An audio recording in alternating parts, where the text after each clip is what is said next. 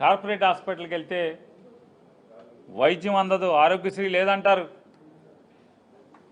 MLA దగ్గరికి వెళ్తేనే వైద్యం అంటారు. పేషెంట్ చావు బతుకుల్లో మధ్యలో ఉండి వాళ్ళ భార్య, వాళ్ళ కొడుకులు, పిల్లలు, కుటుంబం ఎమ్మెల్యే దగ్గరికి వెళ్ళి పడిగాపులు పడి లెటర్ తెచ్చుకోవాలి ఉచిత వైద్యం కావాలంటే.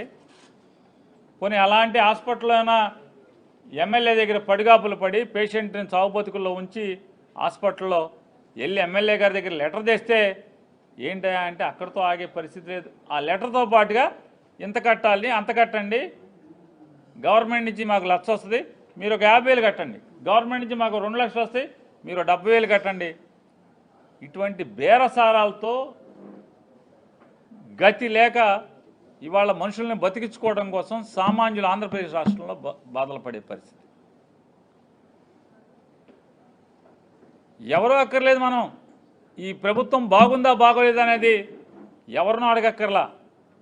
2 సంవత్సరాలు 4వ తారీఖుతో పూర్తయి 5వ తారీఖు నుంచి 3వ ఏళ్ళలోకి అడుగు పెడతాంటే నారా చంద్రబాబు నాయుడు గారు ఈ రోజు దాకా 2 ఏళ్ల పండగ కూడా చేసుకోలేనటువంటి పరిస్థితి, ఆలోచనలు కూడా లేనటువంటి పరిస్థితి. ఎందుకని? వాళ్ళ అంతరాత్మకు వాళ్ళకి తెలుసు. నారా చంద్రబాబు నాయుడు గారి అంతరాత్మకి ఈ రాష్ట్రాన్ని సర్వనాశనం చేశాను, 2 ఏళ్లలో జగన్మోహన్ రెడ్డి గారు 5 ఏళ్లలో చేసినటువంటి ప్రజా సంక్షేమం కోసం చేసిన అప్పు కంటే కూడా ఏ సంక్షేమం అమలు చేయకుండా ఒక్క పెన్షన్లు మాత్రమే ఇస్తూ జగన్ గారి చేసినటువంటి అప్పుని 2 ఏళ్లకే నిండకుండానే దాటేశాను. ఆ డబ్బు ఏం చేశామంటే కనపడిన పరిస్థితి. ఒక అమరావతి పేరుతో సెల్ఫ్ సస్టైన్డ్ క్యాపిటల్ అని చెప్పి ఒక అమరావతి పేరుతోనే 1,00,000 కోట్ల రూపాయలు అప్పులను తీసుకొచ్చిన పరిస్థితి. ఎక్కడ దాకా ఎందుకు? మెగా డిఎస్సి అనే పేరుతో ఎంత డగా డిఎస్సిగా దాన్ని చేశారు. మెగా డిఎస్సి అనే దాన్ని ఒక మెగా స్కామ్గా ఇవాళ తయారు చేసినటువంటి పరిస్థితి మనం చూస్తున్నాం. అమరావతిలో అవినీతి విపరీతంగా ఉందని చెప్పని వైఎస్ఆర్ కాంగ్రెస్ పార్టీ కాదు, జగన్మోహన్ రెడ్డి గారు కాదు మాట్లాడేది. సాక్షాత్తు ఆ 29 గ్రామాల్లో ఉన్నటువంటి రైతాంగం ఎవరైతే భూములు ఇచ్చి ఇబ్బందులు పడుతున్నారో, ఈ రోజుకి ఫ్లాట్ ఎక్కడో తెలియదు. సినిమా ప్రొడ్యూసర్లకు అయితే ఫ్లాట్ ఎక్కడో తెలుస్తుంది. నారా చంద్రబాబు నాయుడు గారికి అమ్మటాకైన రమేష్ గారికి అయితే ఫ్లాట్ ఎక్కడో తెలుస్తుంది. లేదా ఓ పేపర్ ఆయన పిల్లలకైతే తెలుస్తుంది.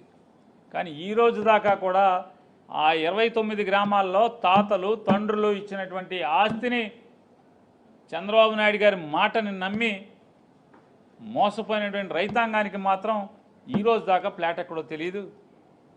వాళ్ళ కొడుకులకి లేదా మనవాళ్ళకి మన పొలం వదులుకున్నాం, ఈ ఫ్లాట్ మందని చూపించుకోలేనటువంటి స్థితిలో మానసికంగా రోధిస్తున్నటువంటి పరిస్థితి.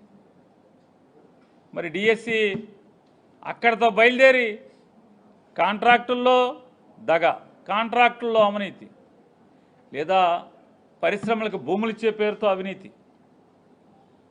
ఫ్యాక్టరీ కట్టుకుంటారు వాళ్ళు, రూపాయి అంటాడు. ఫ్యాక్టరీ ఉండదు, ఏముండదు, రూపాయికి అంటాడు.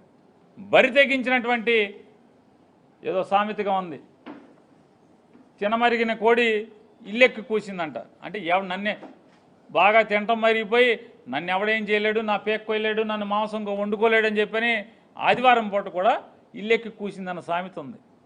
నారా లోకేష్ గారు, ఈ రాష్ట్ర ముఖ్యమంత్రి చంద్రబాబు నాయుడు గారు కొడుకు చెప్తాడు, అవును భాయ్ ఇస్తాం భాయ్, ఎకరం కాదు, 2 ఎకరాలు కాదు, గజం కాదు, మొత్తం అంతా రూపాయికి ఇస్తానన్నమాట. ఎవరా స్థితి? అంటే అవినీతి చేయటానికి బరి తెగింపు, భయం లేదు, బాధ్యత లేదు. ఆఖరికి ఈ సమాజానికి పిల్లల్ని, అంటే ఈ సమాజానికి పౌరుల్ని, ఉత్తమ పౌరుల్ని, ఉత్తమమైనటువంటి ఉద్యోగస్తుల్ని, ఇంజనీర్లని, డాక్టర్ని, సైంటిస్టుల్ని, న్యాయవాదుల్ని, ఇలా వారు వీరని లేకుండా ఈ సమాజానికి మంచి పౌరుల్ని తయారు చేసి బయటికి పంపాల్సినటువంటి విద్యా వ్యవస్థలో కూడా స్కాములు చేసేటువంటి దౌర్భాగ్య స్థితి వాళ్ళ నారా చంద్రబాబు నాయుడు గారి ప్రభుత్వం. వీడిలో స్టేట్ ఫస్ట్ ఎవడొస్తాడా అంటే అందులో పనిచేసేటువంటి కాంట్రాక్ట్ ఎంప్లాయీకి స్టేట్ ఫస్ట్ వస్తుంది. ఎక్కడైనా ఈ చోద్యం మనకు ప్రపంచంలో ఎక్కడా కనపడదు. లక్షల మంది పరీక్ష రాస్తారు, మెరిట్ లిస్ట్ పెట్టరు.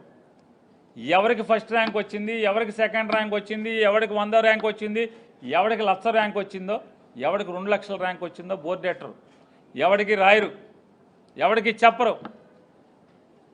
ఆఖరికి సాక్షాత్తు హైకోర్టు మీరు మెరిట్ లిస్ట్ ప్రకటించండి అంటే కూడా ప్రకటించకుండా కోర్టును కూడా కాలిగోటుతో సమంగా చూసినటువంటి ప్రభుత్వం. ఆఖరికి నిస్సహాయ స్థితిలో బెంచ్ మీద నుంచి ఆ జడ్జి గారు ఎన్ని మురికి తిట్లు తిట్టాలని తిట్టాడా ఐఏఎస్ ఆఫీసర్లని, ఆ వెనకున్నటువంటి విద్యాశాఖ మంత్రిని. అయినా భయం లేదు, వెరుపు లేదు, బరితెగింపుకి. మెరిట్ లిస్ట్ లేకుండా మెరిట్ ఎగ్జామ్ కండక్ట్ చేయటం ఏంటో ఎవరికి ప్రపంచంలో అర్థం కాదు. మెసేజ్ వస్తుందంట, యు ఆర్ సెలెక్టెడ్. ఎవడాడు యు ఆర్ సెలెక్టెడ్? ఎవడాడు? ఎందుకు సెలెక్ట్ చేశారు? ఏ కేటగిరీ కింద సెలెక్ట్ చేశారు? ఓపెన్ కాంపిటీషన్లో సెలెక్ట్ చేశారా? బీసీ కేటగిరీ కింద సెలెక్ట్ చేశారా? ఎస్సీ కేటగిరీ కింద చేశారా? ఎస్టీ కింద చేశారా? లేదా వికలాంగుల కింద చేశారా? స్పోర్ట్స్ కోటాలో చేశారా? ఏమంతా మాయా మత్స్యంద్ర. ఇంతకన్నా పచ్చి మోసం దగా ఇంకేం కాలే. అంటే దిగజారి చంద్రబాబు నాయుడు ప్రభుత్వం దిగజారి అవినీతి చేస్తుంది, భ్రష్టుపట్టిస్తుంది. అంతకాకి ఈ డిఎస్సి జరిపినటువంటి ఈ మెగా డిఎస్సి మెగా స్కామ్ కంటే ఇంకా మనకేం కావాలి ఈ రాష్ట్రంలో? ఎంత మోసగారి ప్రభుత్వం అంటే ఎన్నికల్లో జగన్ కన్నా మేము ఎక్కిస్తామని చెప్పారు. జగన్ కన్నా ఎక్కువిస్తాం, సంపద సృష్టిస్తాం, సంపదలోంచి జనాలకు పంచి పెడతా ఉన్నారు. ఇది ప్రజాగాళం పేరుతో మేనిఫెస్టో, 2024 మేనిఫెస్టో. ఇవాళ జగన్ను చూసి గర్వంగా చెప్తాను, జగన్ దగ్గర నేను ఎమ్మెల్యే చేశాను, మంత్రి చేశానని. ఎందుకంటే మా ప్రభుత్వంలో విఆర్ఓ ఆఫీస్ దగ్గర నుంచి చీఫ్ సెక్రటరీ ఆఫీస్ వరకు వైఎస్ఆర్ కాంగ్రెస్ పార్టీ మేనిఫెస్టో అతికిచ్చి ఉండేది తలుపుల మీద. ఇవాళ మీ మేనిఫెస్టో ఎక్కడా అని అడుగుతున్నాను. మీ మేనిఫెస్టో ఎక్కడన్నా కనపడేటువంటి ఏ ఆఫీసులోన్నా కనపడదా? చీఫ్ సెక్రటరీ ఆఖరి ముఖ్యమంత్రి కార్యాలయం అయినా మీ మేనిఫెస్టో అతికిచ్చుందా? ఎందుకంటే దాని పట్ల మీకు బాధ్యత లేదు కాబట్టి మేనిఫెస్టో అక్కర్లా. మేనిఫెస్టోనేమి లెక్క చేసే పరిస్థితి ఉండదు. మేనిఫెస్టోని లెక్క చేయకపోగా అన్నీ ఇచ్చేసామని చెప్తున్నారు బరి తెగించి. అన్నీ ఇచ్చేశారంట. Super 6 super hit. ఏమి ఇచ్చారు?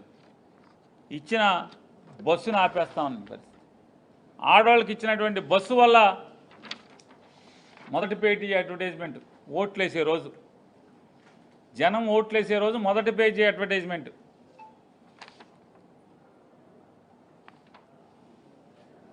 ఇందులో మీ అంతరాత్మ మీరు ప్రశ్నించుకోండి.